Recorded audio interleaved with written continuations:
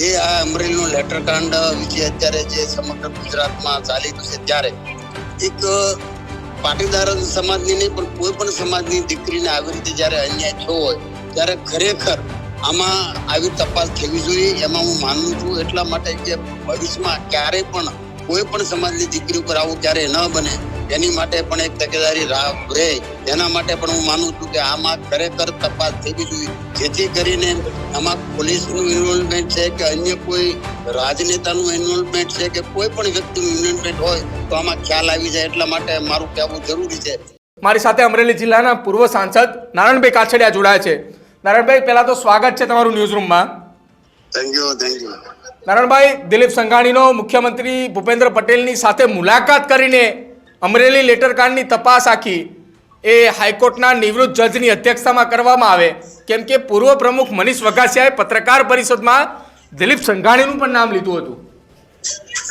એમાં દિલીપભાઈનું નામ લીધું છે, મારું લીધું છે, ભાઈ અશ્વિનભાઈ સાવલિયા, પછી મુકેશભાઈ સંઘાણી, સુરેશભાઈ ચેખવા, બાવકુભાઈ, હિરેનભાઈ, આવા ઘણા 5-7 નામ આવ્યા છે કે જે પોલીસે પ્રેશર કરીને એમ કે આ હતા એવું કહેવાડે। પણ દિલીપભાઈએ જે લેટર સીએમ સાહેબને લખ્યો છે એમાં હું સંપૂર્ણ રીતે એમાં એમની ફેવરમાં છું ને એમાં સંમત પણ છું। અને ખરેખર દિલીપભાઈએ જે લખ્યું છે એમાં એ ખરેખર થવું જ જોઈએ। હાઈકોર્ટના નિવૃત્ત જજની એક પૂરી ટીમ બને, એની ટીમ દ્વારા આખી તપાસ થાય, ત્યારે જ આમાં દૂધનું દૂધ ને પાણીનું પાણી થાય। અને ખરેખર આનો નાર્કોટેજ થવો જ જોઈએ, જે કોઈ વ્યક્તિ હોય એમાં પણ હું સંમત છું। એટલે આમાં જે કંઈ આજે છેલ્લા 1 મહિનાથી જે આ અમરેલીનું લેટરકાંડ વિશે અત્યારે જે સમગ્ર ગુજરાતમાં ચાલી રહ્યું છે, ત્યારે એક પાટીદાર સમાજની નહીં પણ કોઈ પણ સમાજની દીકરીને આવી રીતે જયારે અન્યાય થયો હોય ત્યારે ખરેખર આમાં આવી તપાસ થવી જોઈએ, એમાં હું માનું છું। એટલા માટે કે ભવિષ્યમાં ક્યારેય પણ કોઈ પણ સમાજની દીકરી ઉપર આવું ક્યારેય ન બને એની માટે પણ એક તકેદારી રહે, એના માટે પણ હું માનું છું કે આમાં ખરેખર તપાસ થવી જોઈએ, જેથી કરીને આમાં પોલીસનું ઇન્વોલ્વમેન્ટ છે કે અન્ય કોઈ રાજનેતાનું ઇન્વોલ્વમેન્ટ છે કે કોઈ પણ વ્યક્તિનું ઇન્વોલ્વમેન્ટ હોય તો આમાં ખ્યાલ આવી જાય। એટલા માટે મારું કહેવું જરૂરી છે કે આમાં નિવૃત્ત જજની એક ટીમ બને અને એ ટીમ દ્વારા તપાસ થાય, એની માટે હું દિલીપભાઈના લેટર સાથે સંપૂર્ણ સંમત છું।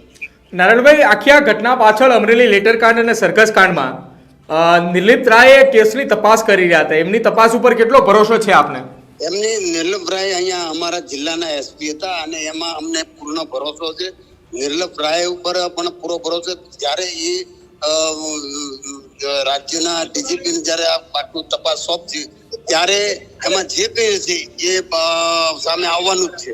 અને દિલીપભાઈએ જે લેટર સીએમ સાહેબને લખ્યો છે એમાં પણ પૂર્ણ રીતે નિવૃત્ત જજ સાહેબનું મેં કીધું ને કે નિવૃત્ત જજો હોય એમની ટીમ દ્વારા તપાસ થાય તો ખરેખર હકીકત સુધી પહોંચી શકાય અને આ કેસનો આ લેટરકાંડનો એક નિવાડો આવી જાય, જેથી કરીને આની ઉપર પૂર્ણ વિરામ આવે। આજે છેલ્લા 1 મહિનાથી વધારે સમયથી આ લેટર ચાલે છે। નારાયણભાઈ, પણ મેં તમને કીધું નારાયણભાઈ, આમાં આખી ઘટનામાં મનીષ વઘાસિયાએ અમરેલીના દિગ્ગજ નેતાઓના નામ લીધા।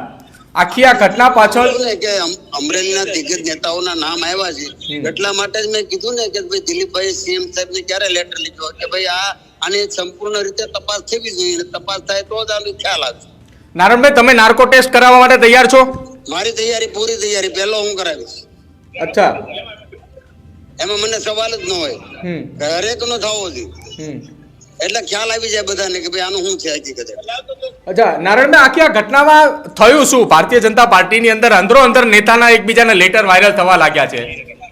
ના, એ તો એ દેખો, મેં તમને જેમ કીધું ને કે ભાઈ આમાં જયારે તપાસ થશે ને ત્યારે ખબર પડશે કે ભાઈ આમાં મનીષભાઈ વઘાસિયા સાચું બોલી રહ્યા છે, કિશોરભાઈ કાનપરિયા સાચું બોલી રહ્યા છે કે પોલીસે પોતાની ભૂમિકા જે ભજવી છે એમાં કેટલો સાર આવશે। આ તો બધું ત્યારે તપાસનું વિષય છે, તપાસ બહાર આવશે ત્યારે જ આમાં ખબર પડે। તો આખી ઘટનામાં નારાયણભાઈ તમે મુખ્યમંત્રી સુધી રજૂઆત કરશો, રાજ્યના ગૃહમંત્રીને રજૂઆત કરશો?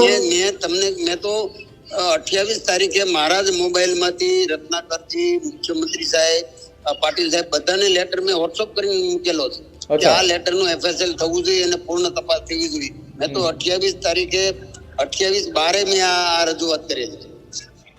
તો હવે આ કેસની તપાસની અંદર આગળ કયા પ્રકારની કાર્યવાહીની આશા રાખો છો તમે? હા, મને 100% ભરોસો છે. ભારતીય જનતા પાર્ટીની સરકાર ઉપર છે, મુખ્યમંત્રી ઉપર પૂરો ભરોસો, આભાર નારાયણભાઈ અમારી સાથે જોડાવા બદલ. પોલીસ ઉપર પણ પૂરો ભરોસો. બિલકુલ.